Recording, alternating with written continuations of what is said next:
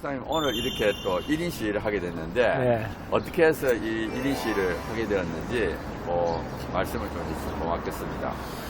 예, 제가 한 2년 전에도 총회장 할 때 성명서를 발표한 적이 있습니다. 그리고 문재인 대통령 만났을 때도 이 일에 대해서 분명히 말씀을 드린 적도 있었고 그랬는데 지난 5월 25일에 그 민주당에서 단독으로 공청회를 하지 않았습니까?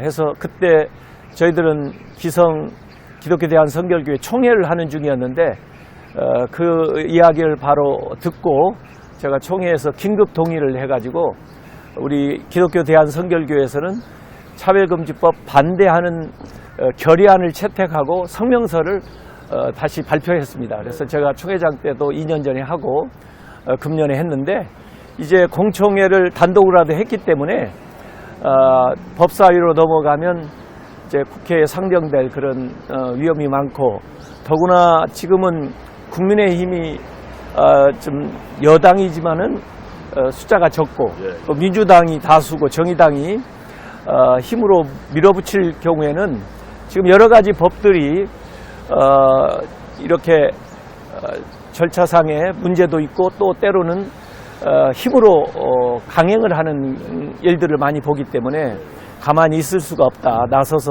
또 이 국회까지 와서라도 우리의 의견을 표명을 해야 되겠다. 우리는 차별하자는 것이 아니고 분별하자는 것입니다. 그래서 이런 때 우리가 무엇이 옳고 그른 것인가 하는 것들을 잘 분별해서 나아갔으면 참 좋겠습니다. 감사합니다. 목사님 이제 그러면 우리 한국 국민들한테 당부하고 싶은 말씀이 있으시죠? 네, 좀 더 관심 가지고 그 법안을 들여다봤으면 좋겠어요. 지금 만든 그 법안 박주민 의원이 제시한 것들 보면은요, 그 징벌적 조항도 사실 있습니다. 그리고 실제로 우리가 그 내용을 잘 알게 되면은 동의할 수 없는 것들이 너무 많아요. 제가 나름대로 그 몇 가지 질문을 만들어 봤어요. 이게 동의할 수 있는지 없는지를 한번 생각해 보시면 이 법안이 가지고 있는 문제점을 알 수가 있을 겁니다. 남녀의 성별뿐 아니라 제3의 성을 인정해야 하는가? 남녀 구분 없이 공중 화장실이나 공중 목욕탕을 함께 사용해도 좋은가? 성별을 선택할 수 있는 자기 결정권이 신체적 성보다 더 우선한가? 남성과 남성, 여성과 여성의 결혼이 법적으로 인정되어야 하는가? 동성으로 이루어진 부부에게 입양할 수 있는 권한을 줄 수 있는가? 동성애를 죄라는 성경 말씀을 설교하는 것을 법적으로 제재할 수 있는가? 자녀들에게 동성애는 선택할 수 있는 권리라고 가르칠 수 있는가? 자녀들에게 성별 선택은 자유이며 성전하는 권리라고 말할 수 있는가? 동성애는 에이즈나 원숭이 두창 감염률을 높인다고 말할 수 없는가? 제3의 성을 인정하는 것은 하나님의 창조 질서, 인륜 도덕, 전통 문화에 부합한가? 이렇게 물어보면 대부분 아니라고 대답합니다. 맞습니다. 그러나 이 차별금지법은 이 길로 가는 법이라고 하는 것을 우리가 분명히 분별했으면 좋겠습니다. 그래서 앞으로 우리 다음 세대 그리고 우리 한국 사회에 미치는 영향이 너무 크고요. 이미 서구에서 이런 부작용을 많이 보고 있습니다. 그러면서 그 일을 우리가 답습할 이유가 없다고 생각하고요. 이제 동성애자나 이런 분들 인권들 우리가 잘 존중을 해야죠. 그래서 국가적으로도 그분들을 어떻게 치유하고 또 돌보는 또 예방하는 이런 쪽에 좀 관심을 썼으면 좋겠고요. 그래서 우리가 이건 그분들을 이제 동성애 우리나라 사실은 합법입니다. 그렇지만 그걸 권장할 일은 없습니다. 그렇죠. 그리고 윤리적으로 옳다고 할 수도 없고요. 또 그것을 우리가 잘못됐다고 말하는 것에 대한 제재를 표현이나 종교의 자유가 있는 건데 할 수 없는 것입니다. 그래서 거기에 대한 분명한 목소리를 이제는 내야 될 때다 이렇게 생각하고 있습니다. 감사합니다. 맞습니다.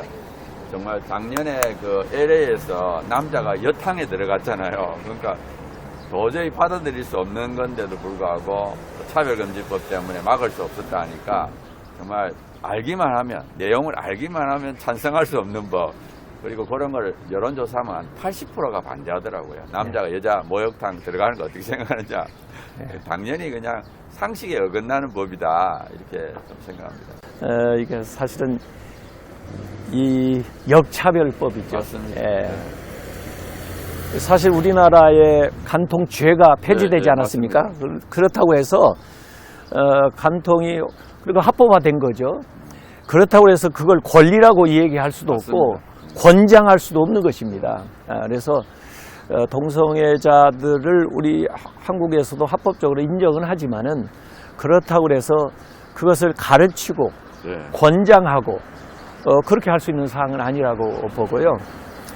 성경에는 이게 순리와 영리의 얘기로 하고 있습니다. 그래서 순리는 내추럴, 영리는 언내추럴인데 남자가 남자로, 여자가 여자로, 언내추럴, 영리라고 하나님이 주시는 그 창조 질서를 어긋나는, 하나님이 주신 창조 질서는 남녀의 성, 그리고 남녀의 결혼, 그리고 그 안에 성, 그리고 그걸 통해서 태어나는 자녀, 이것이 창조의 질서거든요.